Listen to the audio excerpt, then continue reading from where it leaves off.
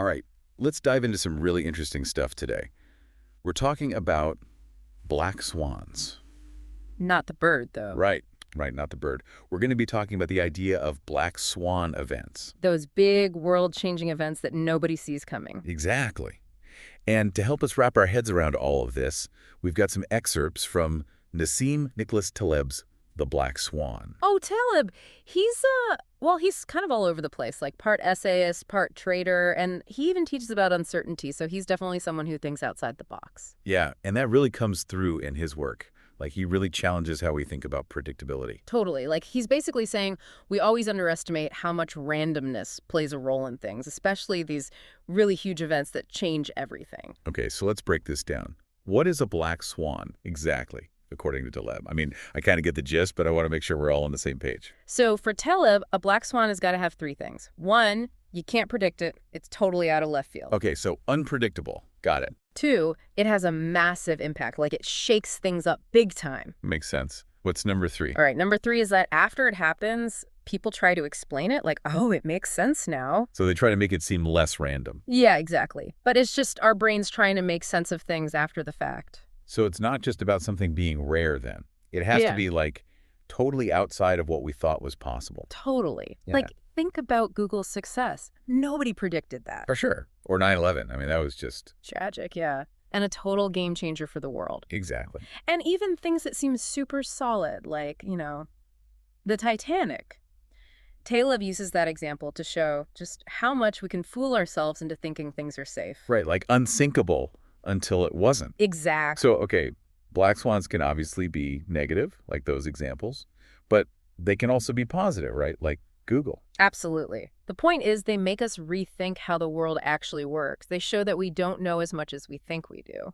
Okay, I see that. So where does this whole platonic fold thing fit into all of this? It sounds kind of like a geometry problem to me. It's more like a philosophy thing. Taleb says we tend to oversimplify the world, like trying to stuff it into neat little categories. Trying to make it fit our expectations? Yeah, and that platonic fold he talks about is the point where those simplified views just, like, break down. They don't match up with reality anymore. Ah, so black swans come from those gaps in our knowledge. Exactly.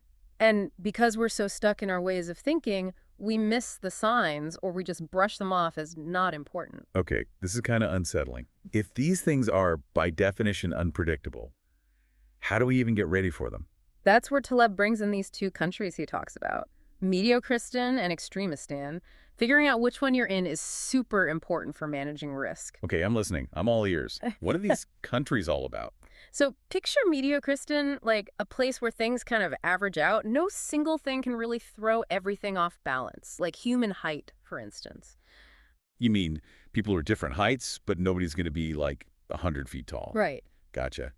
So Extremistan is where things get more wild, I guess. Exactly. It's like one single event can have a huge impact. Like, think of book sales. You could have one book that sells millions and thousands of others that nobody reads. Or like how wealth is distributed. Right. Most of the money is concentrated in the hands of a very few people. You got it. So, yeah, if you're thinking about black swans, Extremistan is definitely where the bigger risks are. Okay, I get it. This is all really interesting, but I mean, how does this apply to like everyday life? It's all about figuring out which country your work or your life even falls into. Are things pretty predictable, or can one unexpected event change everything? So if you're a baker, you're probably in Mediocristan. One bad batch of cookies won't ruin your business. Yeah, But if you're a venture capitalist, well, that's a different story. that's a perfect way to put it. And once you know which country you're in, you can make better decisions about risk. This is fascinating stuff. But if we can't actually predict these black swan events, how do we deal with the negative ones, or even take advantage of the positive ones? Well, that's where Taleb's idea of silent evidence comes in. He says we tend to only focus on what we see, what's right in front of us. We ignore all the stuff we don't see, and that could really change how we make decisions. Silent evidence. Can you give me an example? Sure, think about that story of the worshippers who drowned. They didn't pray to the god of the sea, right? So we never hear their story. Because they didn't survive to tell it. Right. We only hear about the survivors who did pray, so we think, oh, prayer works. So we jump to conclusions based on incomplete information. Exactly. And it's the same with success stories. We see the people who made it big, but not all the people who tried and failed. It's like we're looking at the tip of the iceberg and ignoring the massive part that's hidden underwater. You got it. And this can be really dangerous when you're trying to figure out risks. How so? Well, think about someone like Casanova the adventurer. He was always escaping danger. He started to think he was invincible. Because he survived so many close calls. Yeah. But eventually, his luck ran out. So, just because something hasn't happened to us yet doesn't mean it can't happen. Right. And this applies to everything, from personal choices to whole civilizations. We see cities that have been around for centuries and think they'll last forever, but history's full of cities that just vanish. Okay, wow. This is making me really rethink how I look at risk. It's like we constantly underestimate the potential for these black swans to happen. That's a huge part of it. We're blinded by what we can see and by our own desire for a stable, predictable world. Makes sense. So, if we're so bad at seeing these things coming, can we ever really understand how much randomness affects our lives? Well, that's where Taleb gets into the limits of prediction, something he's really passionate about. Okay, let's talk about predictions then. What does he have to say about our ability to see into the future, especially with these black swans lurking around? He's super skeptical of forecasting, especially when it comes to complex stuff. He says our track record is way worse than we think, and he's got some great examples to prove it. Like what?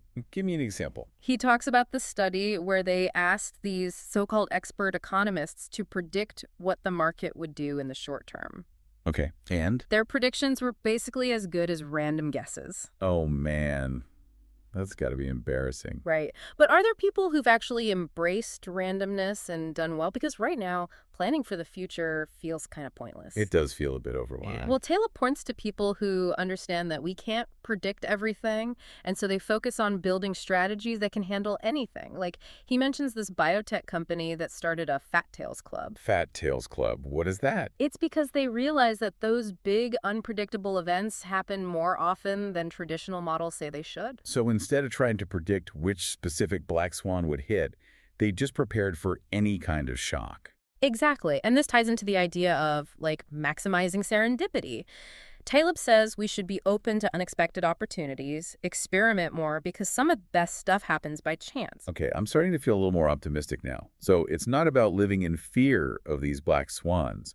It's about accepting that they're part of life and changing how we make decisions. That's exactly it. Taleb calls it skeptical empiricism, which basically means questioning what we think we know and being open to learning from what actually happened. I like that. It's like a blend of healthy skepticism and a willingness to learn from experience, especially the unexpected stuff. You got it. And, when it comes to questioning what we think we know, Taleb really goes after one of the most popular tools in statistics. You mean the bell curve? That's the one. That beautiful, symmetrical curve that's supposed to show how things are usually distributed. Yeah, what's wrong with that? I mean, it seems to make sense. Well, Taleb calls it a great intellectual fraud. He says it's been misused for a lot of real-world stuff, especially in Extremistan. So he's saying that the idea that most things cluster around the average, that's not always true. Exactly. The bell curve works fine in Mediocristan where things don't stray too far from the average. Because those deviations don't really matter that much. Right. But in Extremistan, where those outliers, those really unusual cases, can have a huge impact, the bell curve just doesn't cut it. Okay, I'm seeing the problem here. We're using a model that assumes stability and predictability in a world that's, well, anything but. That's it. It's like trying to navigate a hurricane with a map of a calm sea. Yeah, that's not going to end well. Nope. And Taleb uses wealth distribution as a perfect example of this. If wealth really followed a bell curve, most people would be clustered around the average, with a few really poor people and a few really rich people. But that's not how it works at all. Right. Wealth is way more skewed, with a tiny percentage of people holding a huge chunk of the wealth, like that 80-20 rule, the Pareto principle. Yeah, I've heard of that. So this has big implications for how we think about risk and make decisions. If we're relying on models that assume a bell curve, we're probably way off in terms of how likely those extreme events, those black swans, really are. So if the bell curve isn't the right tool for Extremistan, what should we be using instead? Well, Taleb suggests this idea of Mandelbrottian or fractal randomness. He says a lot of real-world stuff, especially in Extremistan, has this fractal structure. Okay, hold on. Fractal. That sounds a little abstract. Think of a coastline. If you zoom in on a map, you see more and more details, but the basic shape stays kind of the So same. it's like the pattern repeats itself at different levels. Exactly. That's a fractal. And in these systems, even tiny events can set off a chain reaction that leads to something way bigger than you'd expect. So it's not that these extreme events are totally random, it's that they come from these underlying patterns that we might not fully grasp or even be able to predict. That's a great way to put it. By understanding this fractal nature of things, we can get a much better handle on risk and unpredictability. This is really making me rethink how I think about probability and statistics. It's like we've been using the wrong map for this territory. It kind of is, and if these black swans are more common than we realize, and our usual models can't handle them, what are we supposed to do? That's the million-dollar question, right? Well, Taleb's answer is skeptical empiricism. It's about combining a healthy skepticism of those big, overarching theories with a willingness to learn from experience, especially when things don't go as planned. So it's not about throwing out all models and theories, it's about using them carefully and understanding their limits. Exactly. We need to really test our models, find their weaknesses, and be ready for those situations where they just don't work. I like that. It's like a stress test for our assumptions, Yeah. a way to prepare for those potential black swans that could really shake things up. And this leads right into Taleb's advice on decision-making in a world full of black swans. He recommends this barbell strategy. It's about balancing safety in areas where black swans could be devastating, with taking smart risks in areas where they could lead to big rewards. Okay, break that down for me. This barbell strategy, how does it work in real life? It's all about finding that sweet spot between protecting yourself from ruin and setting yourself up for breakthroughs. In areas where a black swan could be catastrophic, like the stock market, Taleb says to be super conservative. Don't risk everything on one bet. Exactly. Focus on protecting what you have and minimizing those potential losses. Makes sense. But what about the other side of the barbell?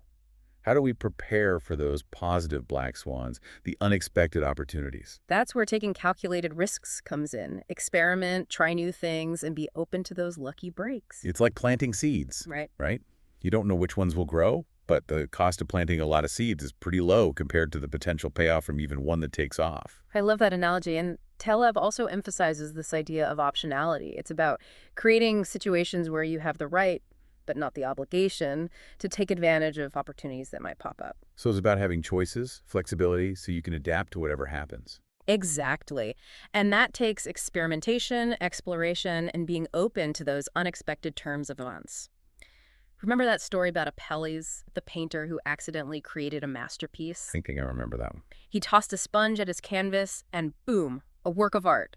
Sometimes the best stuff comes from those unexpected moments. This is really making me think differently about planning. It's not about abandoning plans altogether, but about building in flexibility and adaptability. That's the key. We have to accept that unexpected things will happen and be ready to change course when they do. This brings up another important distinction: noise versus signal. In a world drowning in information, it's easy to get distracted by the noise, all the irrelevant, sensationalized stuff. The signal, on the other hand, that's the valuable information that can actually help us make good decisions. It's like trying to have a conversation in a room full of people shouting. Exactly. How do we tune out the noise and focus on the signal, especially with these black swans potentially lurking around? It's tough. Taleb says our brains are wired to pay attention to the dramatic, the exciting stuff. But a lot of times, that's just noise. We need to be way more critical of the information we take in, question our assumptions, and be wary of anyone who claims to have all the answers. This is making me rethink how I consume news and social media. It's so easy to get caught up in the drama of it all. I know, right? But now I'm seeing how that can really distort how I see the world and make me worry about things that might never happen. Exactly. And this ties into the importance of what Taleb calls epistemic humility. It's about recognizing that we don't know everything and being open to the possibility of being wrong. So it's not about being wishy-washy or lacking confidence. It's about being honest with ourselves about what we know and being willing to learn new things. You got it. Taleb says this kind of intellectual humility is crucial for navigating a world of black swans. It allows us to be more adaptable, more resilient, and ultimately more successful in the long run. Wow, this has been such an insightful look into the world of black swans. We've covered a lot of ground, from the limitations of our traditional models to the power of this skeptical empiricism. It's been great exploring these ideas with you. But before we wrap up, I want to leave you with one final thought. What if everything we've talked about so far is just the tip of the iceberg? What if the world is even more extremistan than we currently realize? That's a pretty scary thought. If the world is even more extremistan than we think, how does that change? Well, how does that change everything? I think it means we have to rethink some pretty basic assumptions, Like, we can't just rely on what's happened in the past or those old models to figure out a future that might be way more unpredictable. So how do we even get ready for a future where black swans are not just possible, but likely? Well, it starts with how we think about things. We need to accept that uncertainty is just like a fundamental part of reality. So instead of trying to fight against the unknown, we have to learn to roll with it, get more comfortable with the fact that we can't predict or control everything. That's the idea. Taleb talks about this concept of anti-fragility.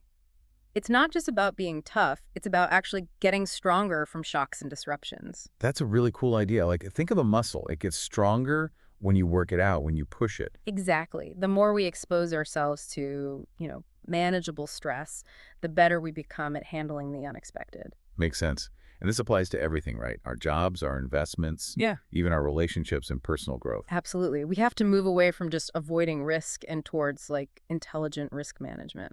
So how do we actually use this barbell strategy in our own lives? What are some things we can do? One big thing is diversification. Don't put all your eggs in one basket, so to speak.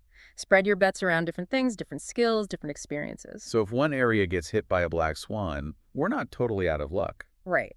Another strategy is cultivating optionality. Basically, create choices, create flexibility so you can adapt to whatever comes your way. So instead of locking in on one plan, we make multiple plans, multiple options. Yeah, exactly. This takes experimentation, trying new things, and being open to those happy accidents. Remember the story about Apelles, the painter? Yeah, the one who accidentally created a masterpiece. He threw a sponge at his canvas. Sometimes the best stuff comes from the most unexpected places. This is really making me think. It's about being open to the unknown, trying new things, and understanding that failures can lead to amazing things. That's a great way to put it.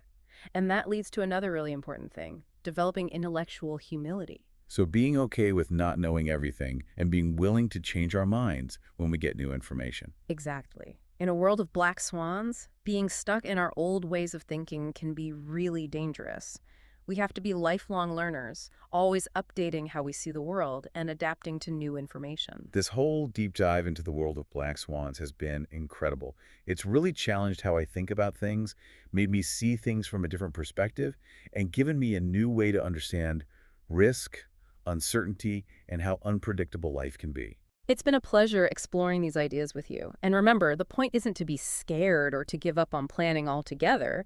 It's about understanding how the world works on a deeper level and getting better at handling all those surprises that come our way. So let's embrace the challenge. Let's build that flexibility and resilience so we can not only survive the tough times, but thrive in the face of those unexpected events that shape our lives. It's been great talking about this with you. I hope this deep dive has inspired you to look at the world in a new way and to approach the future with curiosity, adaptability, and, a healthy dose of skepticism. Thanks for joining us on this journey into the world of black swans. Until next time, keep learning, keep exploring, and remember, the only thing that's for sure is that things will change.